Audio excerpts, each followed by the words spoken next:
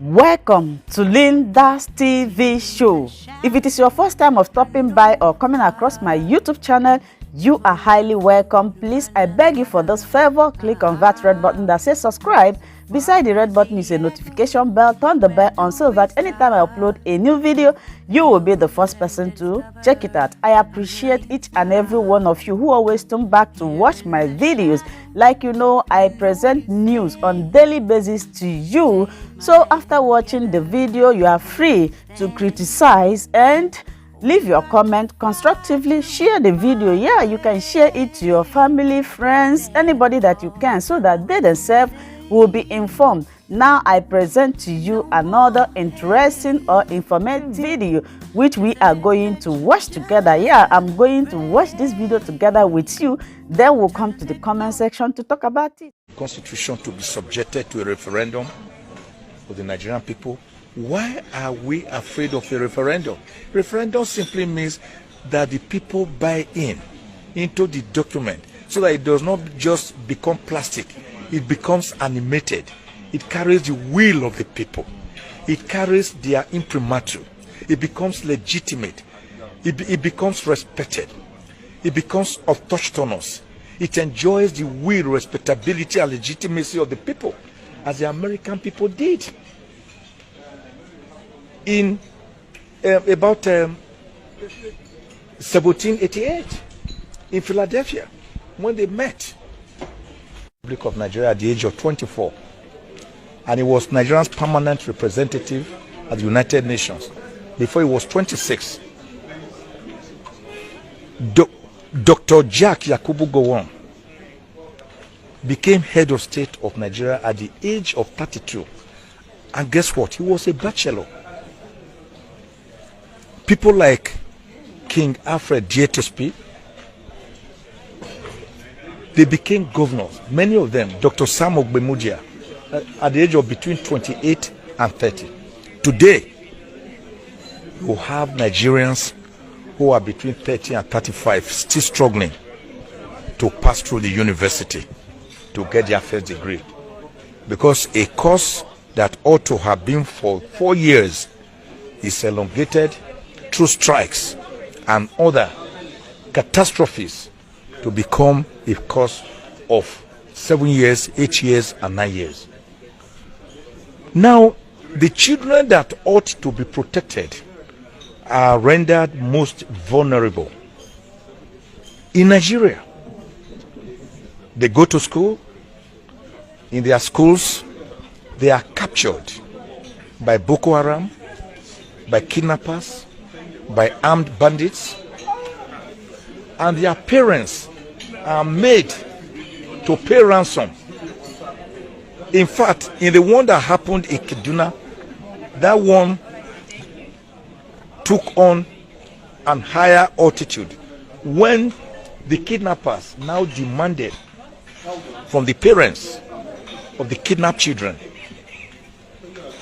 to buy and bring for them bags of rice, beans, gari, palm oil, vegetable oil, sugar, salt, Maggi cubes.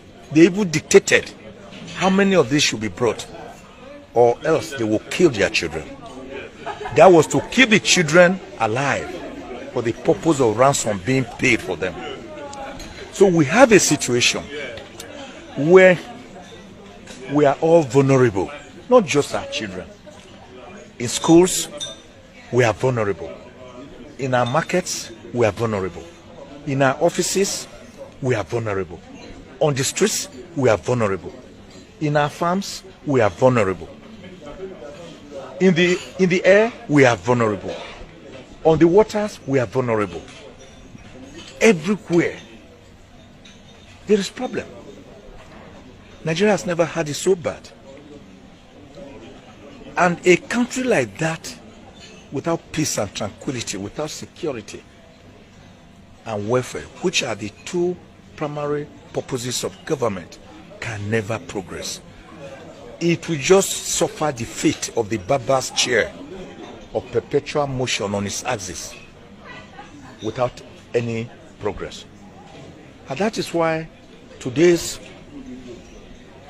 symposium, today's workshop on Nigerian children and insecurity is very apt, very apposite, and very timeless, because it presents us an opportunity to x-ray the clear and present danger of the multifarious problems that currently beset the Nigerian child, who, when he is not able to go to school, is also made a child laborer, selling gala and pure water on our streets, or married out as a girl wife to rich people between the ages of 12 and 16. That is not how to grow or develop a country. Nigeria must begin to go back to brass tacks. We need a new constitution for the people, a constitution to be subjected to a referendum for the Nigerian people. Why are we afraid of a referendum? Referendum simply means that the people buy into the document, so that it does not just become plastic, it becomes animated. It carries the will of the people. It carries their imprimatur. It becomes legitimate. It becomes respected. It becomes autochthonous. It enjoys the will, respectability, and legitimacy of the people, as the American people did in about 1788 in Philadelphia, when they met. People like George Washington, they met there, and they agreed to have constitution after debating it between May and September. And they finally subjected what they arrived at to the people who voted into it. That was how they agreed on a presidential system of government. They agreed on the doctrine of separation of powers between the executive, the legislature, and the judiciary, a doctrine that was in 1748 propounded by the great French philosopher Baron de Montesquieu. It was there they agreed on the doctrine of judicial review, that even after the legislature has made laws, the judiciary can review the laws and strike them down where they feel that they are unconstitutional. The American Constitution is less than. And how many amendments? Less than 25 amendments. And the country is the greatest democracy in the world. The present Nigerian Constitution is illegitimate. It can never take us to El Dorado. Why are we afraid of a new constitution? It was done in South Africa. It was done in Sudan. It was done in Eritrea. It was done in Iraq, in Iran. It was done in Malaysia, when Malaysia and Singapore separated.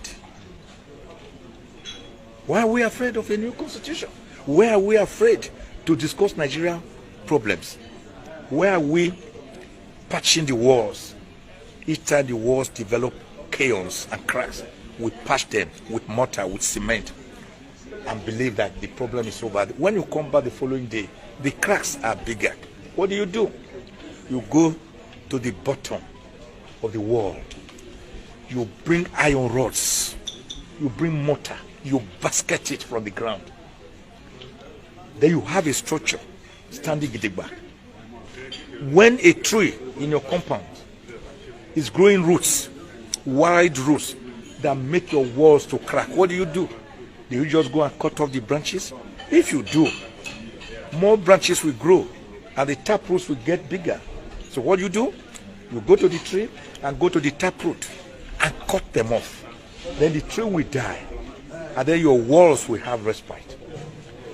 That is what we need to do for Nigeria, by having a new constitution of the people to be subjected to the people's referendum and plebiscite, as was done to the then Midwest Regional Constitution on the 10th of August 1963, when they left Western Region.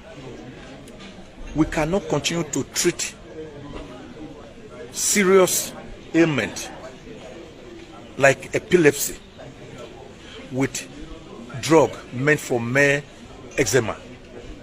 It will not work. We cannot pretend like the proverbial ostrich that buries his head in the sand, pretending that his backside is not being seen.